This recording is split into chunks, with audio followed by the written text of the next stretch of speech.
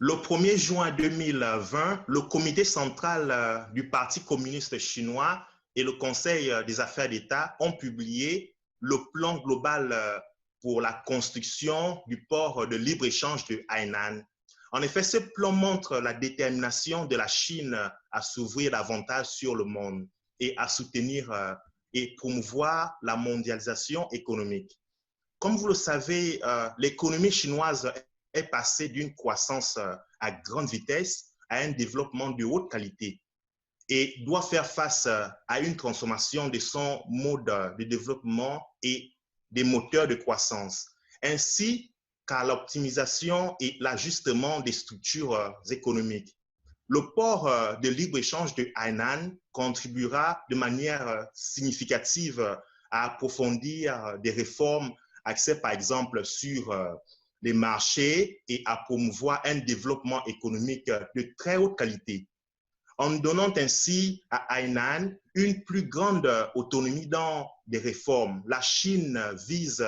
à cet effet à innover dans des mécanismes réglementaires de surveillance et de gestion, par exemple, des biens, des capitaux et des personnes, et à créer un environnement commercial à la fois de droit et international et commercial.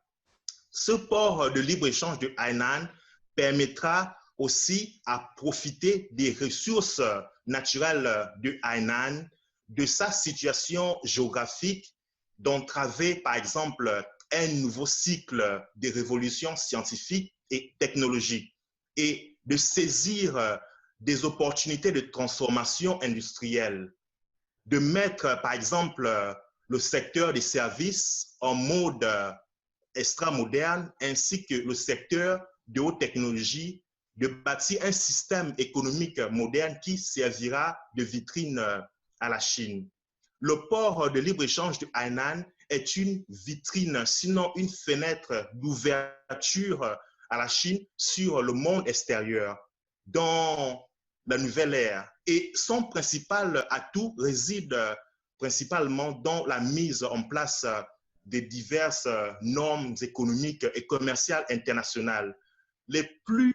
élevées, avec un premier volet, par exemple, la libération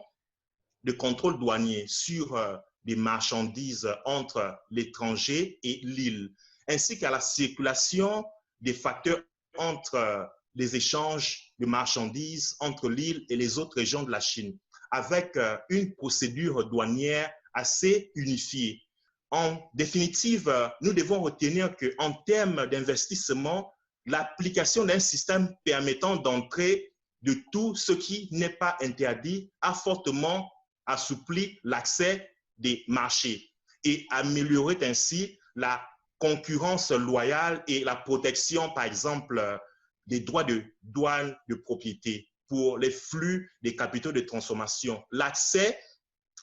par exemple, sur